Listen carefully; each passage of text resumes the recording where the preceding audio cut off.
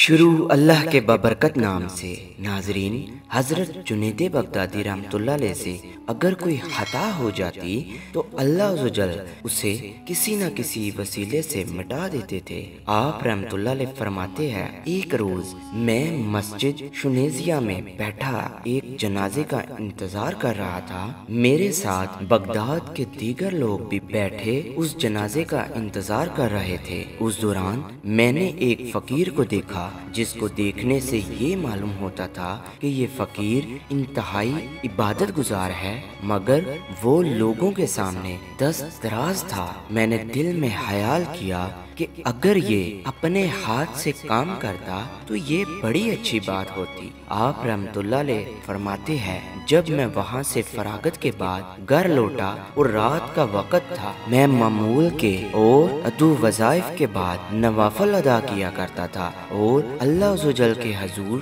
گریہ زاری کیا کرتا تھا، مگر اس رات مجھے یہ سب معمول کی بجائے انتہائی دشوار محسوس ہو رہا تھا۔ میں کافی دیر تک بیٹھا جاگتا رہا اور پھر مجھ پہ نیند کا غلبہ ہوا اور میں سو گیا۔ خواب میں مجھے وہی فقیر دکھائی دیا جو لوگوں سے سوال کر رہا تھا۔ میں نے دیکھا کہ ایک بڑا دسترخوان بچھایا گیا اور اس فقیر کو لا کر وہاں بٹھا دیا گیا۔ پھر مجھے حکم دیا گیا کہ تم اس فقیر کا گوشت کھاؤ کہ تم نے اس کی غیبت کی۔ خواب میں تمام حقیقت مجھ پر واضح ہو گئی اور میں نے کہا، میں نے اس فقیر کی کبھی غیبت نہیں کی، البتہ دل میں ایسا خیال ضرور آیا، ندا آئی، تم ان لوگوں میں سے نہیں جو ایسی معمولی باتیں بھی ہم پسندیدہ شمار کرے، تم جاؤ اور اس فقیر سے اپنی خطا معاف کرواؤ۔ حضرت جنید بغدادی رحمۃ اللہ علیہ فرماتے ہیں، جب صبح ہوئی تو میں اس فقیر کی تلاش میں نکلا اور پھر میں اس کو ڈھونڈتا ہوا اس جگہ پہنچ گیا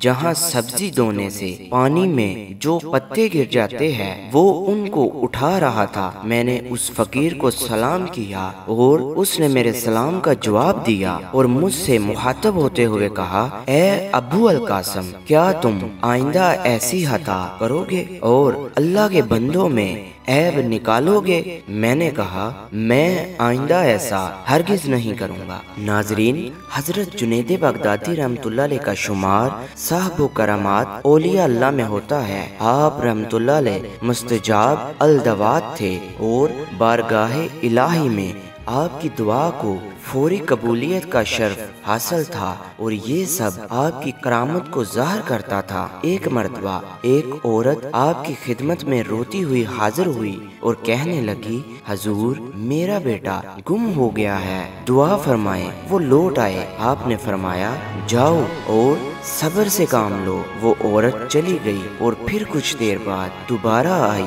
اور دعا کی درخواست کی۔ آپ نے اسے حسب سابق لوٹا دیا۔ وہ عورت تیسری مرتبہ آپ کی خدمت میں آئی اور آپ نے اسے ایک مرتبہ پھر صبر کی تلقین کی۔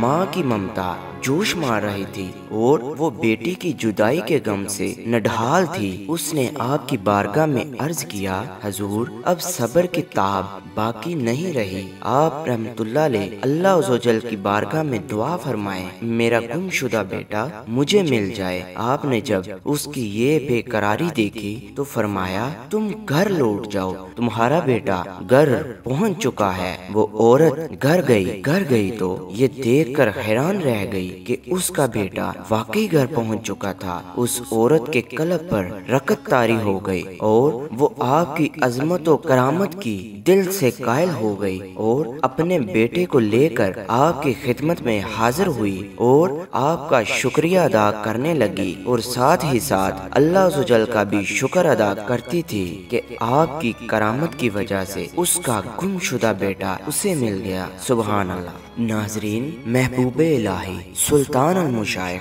हजरत ख्वाजा निजामुद्दीन औलिया रहमतुल्लाह अलैह फरमाते हैं कि हजरत जुनैद बगदादी रहमतुल्लाह अलैह फरमाते थे, मैंने हक को मदीना मुनव्वरा की गलियों में पाया। उनसे दरियाफ्त किया गया कि वो कैसे। आपने फरमाया, मैं एक रोज मदीना मुनव्वरा के बाजार में जा रहा था। मैंने कुछ हंसता हाल लोगों को देखा जिनके हंसता हाल बयान से बाहर है। मुझे उन पर तरस आ गया और मैंने फैसला किया कि मैं इनकी सोबत एख्तियार करूंगा। चनाचा मैं कुछ अरसा उनकी सोबत में रहा और जान गया कि अल्लाह अज़्ज़ व जल वाकई हंसता हाल लोगों के साथ है। सुबहान अल्लाह। नाजरीन, अगर हमारी वीडियो आपको पसंद आई हो तो हमारा चैनल सब्सक्राइब करें, शेयर करें ताकि हमारी हर आने वाली वीडियो आसानी आप तक पहुंच सके। शुक्रिया। अल्लाह निगहबान।